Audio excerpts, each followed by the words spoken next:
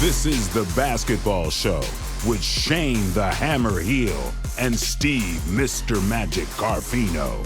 Brought to you by Unibet, TCL Plex, and News Corp. What they gonna say next? Hello, welcome to the Basketball Show. Do I look excited? Well, I am excited. Some great basketball being played. We're going to talk all about it.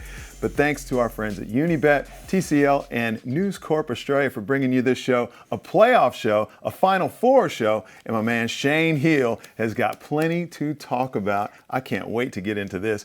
What a drubbing. I mean, we got all kind of things that we can talk about. But so many things. Mate, how about, can we give a little bit of a stroke to start with? I know. How many Let's people stroke watched our ourselves. 170,000. I mean, the goal was to get 100. 170. We have surpassed our goal by a long shot, blew it out of the water. 92,000 was a record last week. Who said you can't have a basketball show and people won't watch it? My goodness. Who said that? Because you are wrong, as the Fonz would say. And thanks to everybody. That's been incredible. But let's keep growing it anyway. Let's get 200,000 next week. But I've got to get something off my chest. Okay, first let me introduce it. Hammer time. And go hard. Hammer time. Hammer time. It's happened a bit come out in social media this week about some of the abuse some of our players copped, some of the disgraceful messages that were absolutely piss weak. That's what they were, because these people, and we want to thank the people that we've got this information from, but people that hide behind an egg anonymously to be able to do this, say things, and then if they get banned, then they just start another account. We've got a big problem in this country and around the world with social media, and for me, it doesn't matter how much we rant and rave, it's not going to change. And it's not just people that are hiding in a dungeon dark at night and be able to see these things. This is in society. People are doing this all of the time to have shots. And until the government changes the rules and the laws, the way it's done, this will not change. For me, you should have to what am I looking for? You have to have your license. You have to be verified. You have to have your face on an account for you to be able to have something, because you have to be kept accountable. We are in every other part of our lives in society. We're kept accountable for our actions and our behaviours and what we say about people. Defamation and things. You can't come up to somebody in the street or in the workplace or at schools and to be able to speak like people do on social media. There needs to be penalties in place, and the government needs to be able to take action and all of the processes in place for that. They did it with mobile phones. Years ago, you used to be able to go get a SIM card. So you could make a phone call, no one knew who it was or anything. Now you have to verify yourself with your license and everything else. Same thing needs to happen. The government control every aspect of our lives, from our banking to everything that we're doing. Big Brother is watching. But social media, they're allowed to do whatever they want.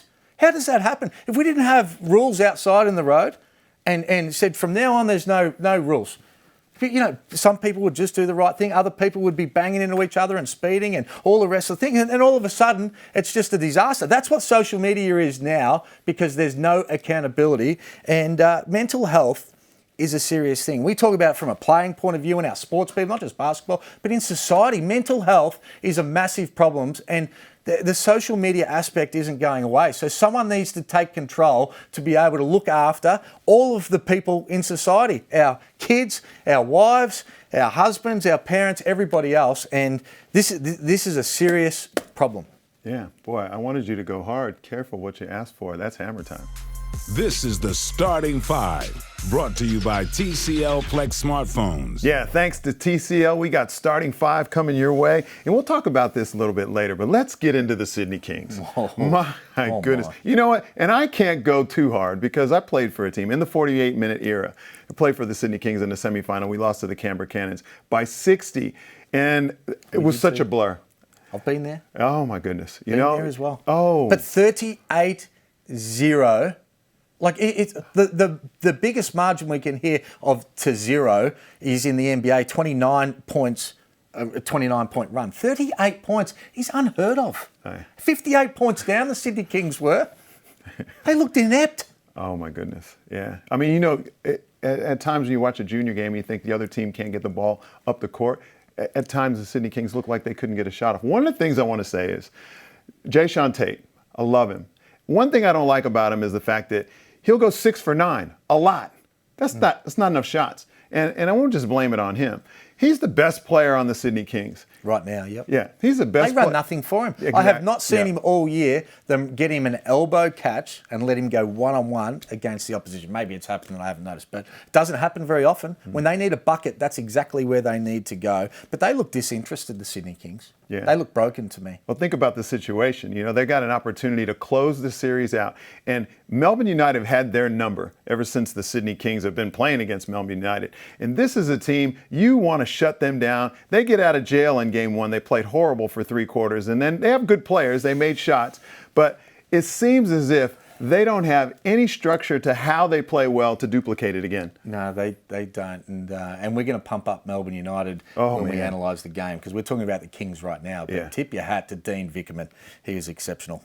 All right, what do we got? All right, we have got Adelaide 36ers. What is going on there? It's, you know what? This is a team game. Teams talk about we have our culture. We're all in this together. Outside people don't understand what it's like. But this team, it's not that. The Adelaide 36ers, this is a team that's famous for having a real team culture, and they just don't have it anymore. But man, Kevin White, he's gone public. Well, we knew all of the problems that had been happening over the last couple of years and some of the things that Joey had done and the fragmented parts of the groups in the Adelaide 36ers. Joey probably didn't need to come out and point out the 4 guys, but I didn't think he was harsh. What Kevin White did, I can't believe that he actually went to those extremes to actually fuel it.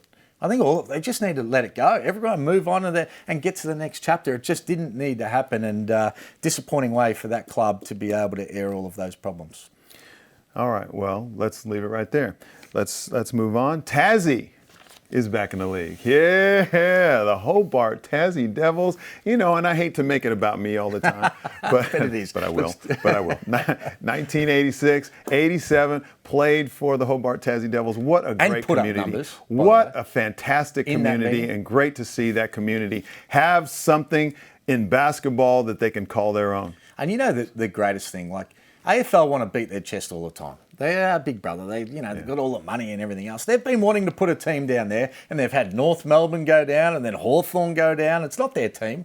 They're just paying people to be able to go in there. Basketball is coming, and this is the advantage we've got with private ownership.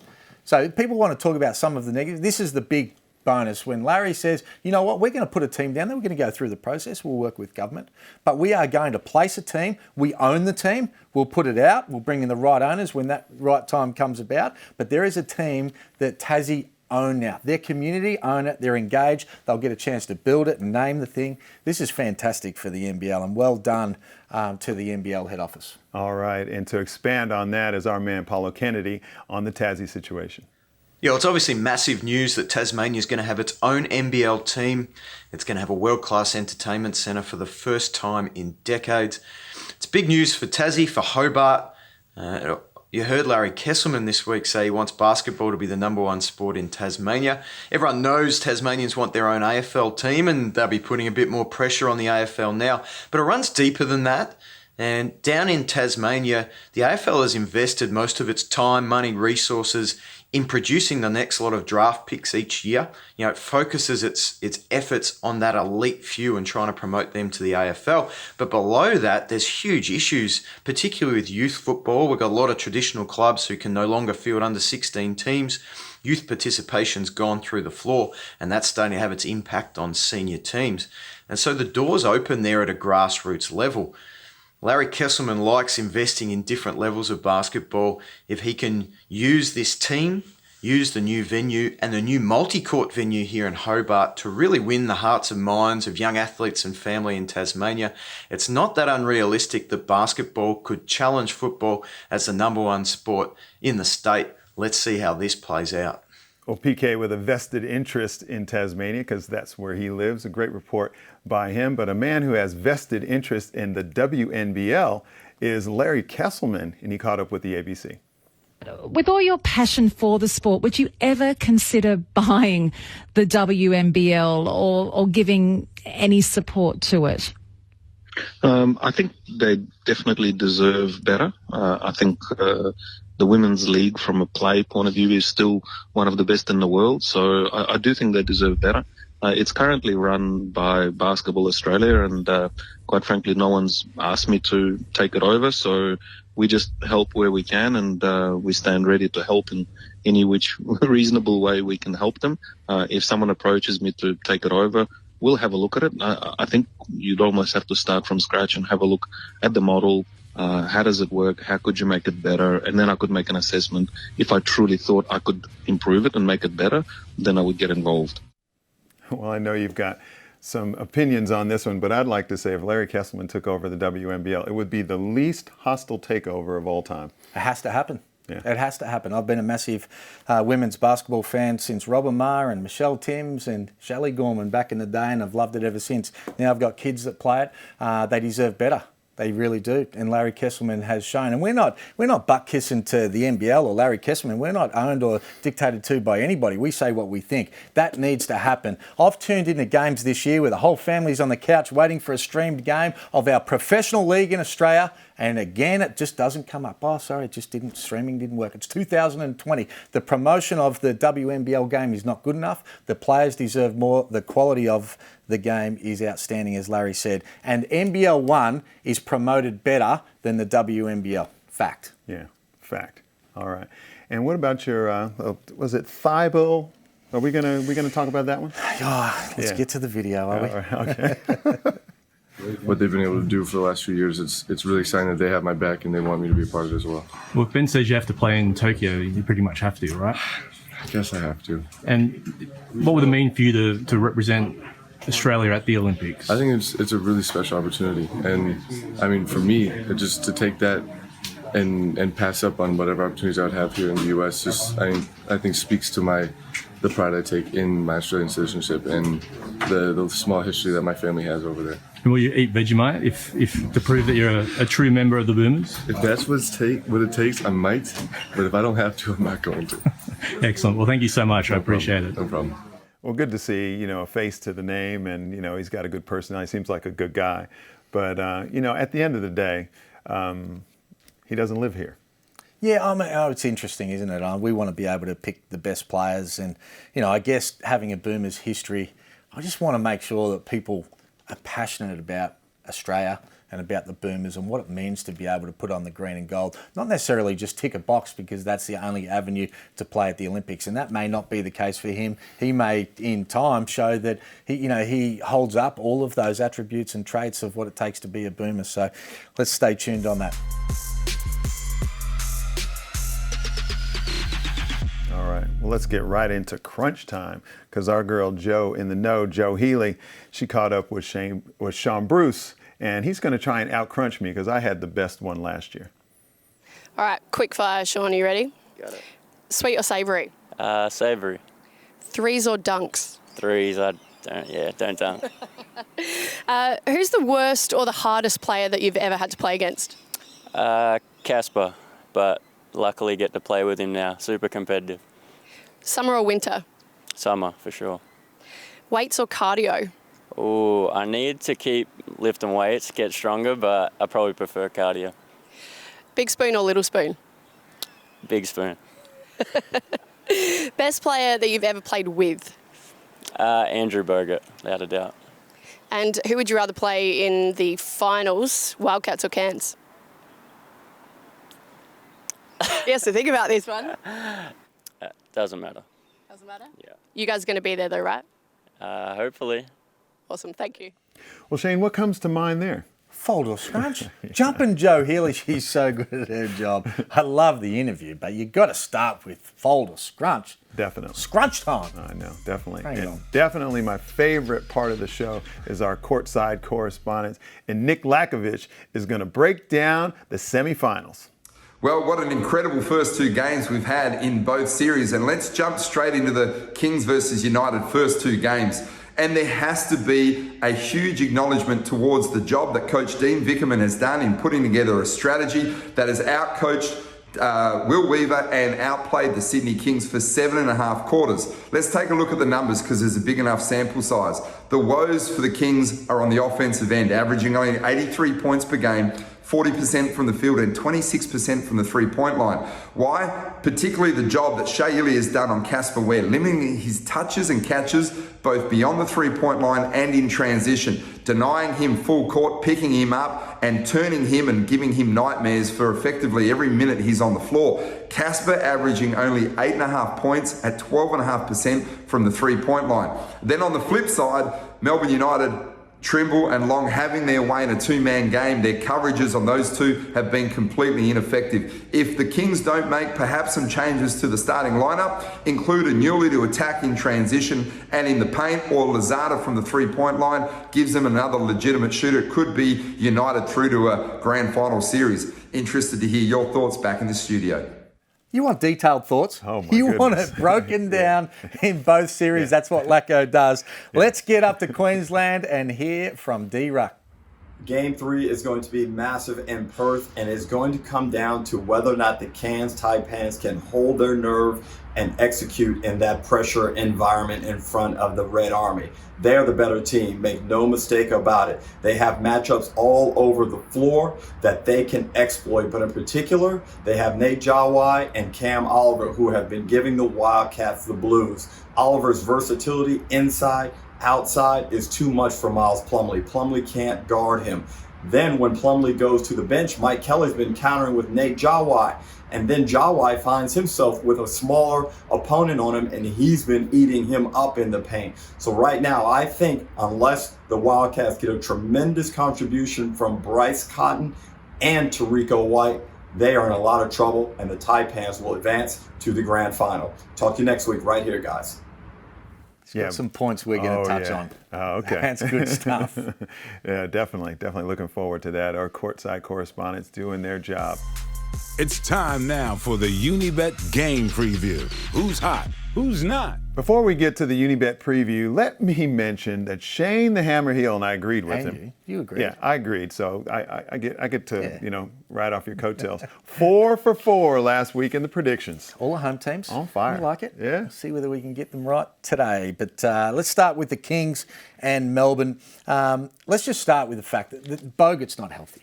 There's no way Bogut delivers that sort of performance and just didn't look as interested. There's no doubt he is carrying an injury. And I said at the start of the year that they needed to have their third import as a backup 5-man just in case this situation happens because they've got no answers in the middle. What adjustments are the Sydney Kings going to make? Because at this stage, they have made absolutely none.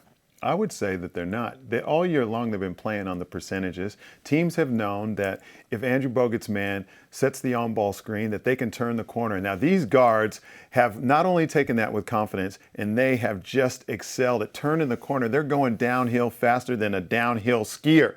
And they're coming at the defense. And you saw Melo Trimble just Euro-stepping around people with all that momentum. That's going to be a tough thing to make adjustments on because they have lived on that all year long, and they haven't made adjustments. They were 10-1 with that type of basketball. And once the teams have made adjustments, I'm not sure what the record is. My math isn't great, but it ain't good. Well, the thing is that you can say, oh, yeah, we're the best team in the regular season. It all finishes. The playoffs are different. All the teams are coming after you and coming up with a strategy of what they're going to do to get the win. No adjustments so far for the Sydney Kings. I think they need to bring Sean Bruce into the lineup. And the reason why they need to do that in the starting 5, because Casper Ware they need to put to the 2 guard. He had 1 assist. He can't shoot the ball at the moment. They need another ball handler to make things happen. Looking stagnant. Melbourne, on the other hand, were exceptional. They've made adjustments all over the place. Kidd in the first game had 4 points. Dean Vickerman says, we're going to start him.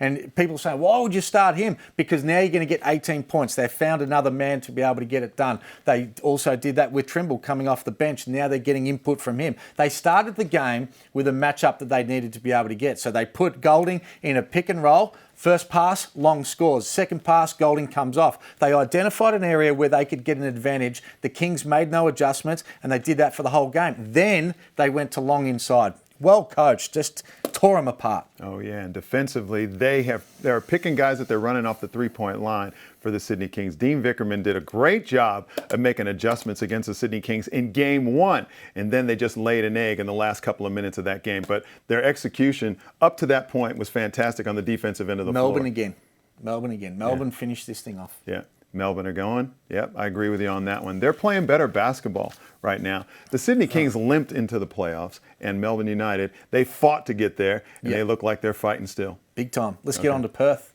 And how good have Cairns been? Cairns and Melbourne, I think, have been the two best coached teams in the playoffs with their adjustments and their strategies and everything else. Mike Kelly owned that relationship with Gleeson. And what he did is they put Oliver in that pick and pop, and there was no way that Miles Plumlee could come out of the hole to be able to defend it. We heard both guys speak about that. So I think that the adjustment now that Perth have to make is they have to bring Plumlee off the bench. They have to make sure that Nick Kay is the 5-man matching up on Oliver because he can defend the pick and pop. He can get that done. Miles Plumlee should only come into the game when Nate Jawai's into the game. So now they've got two bangers up against each other. And then I think they also have to be able to play Bryce Cotton off the ball. The defensive coverages from Cairns were too good. They double-teamed them. They didn't have the right people in place. They need to go back to a pick and roll with Bryce Cotton and Kay on the wing with nobody in the corner. They did it once and they got a 3-point shot out of it. They need to be able to prioritise that for the game. Okay, I'm going to tell you how I think it's going to go down. I think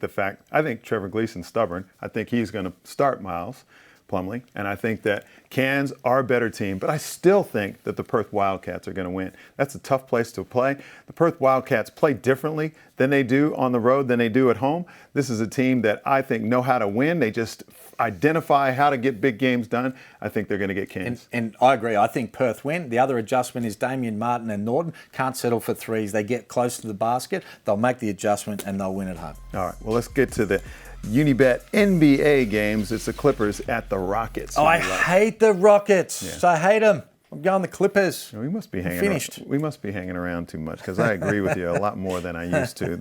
The Milwaukee Bucks at the LA Lakers at the Staples Center. How good are the Bucks? Oh yeah, they're hungry. I'm going the Bucks to cause an upset against LeBron. Don't worry about that. The Greek Freak, all those role players. I love everything they do. I think they win the whole thing. Oh, okay. I like that. All right, Indiana Pacers at the Dallas Mavericks. That is a great game because I like both these teams. Indiana are so reliable, play such a good team game, but I think they fall just short against Luka and the Mavs in Dallas. Just short. All right.